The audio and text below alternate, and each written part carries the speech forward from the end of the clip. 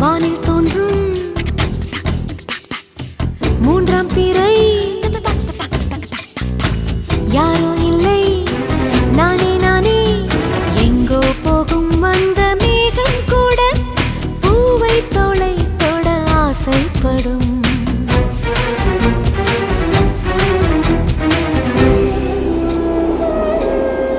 யார் யாரோ யாரோ அவன் சன் சன்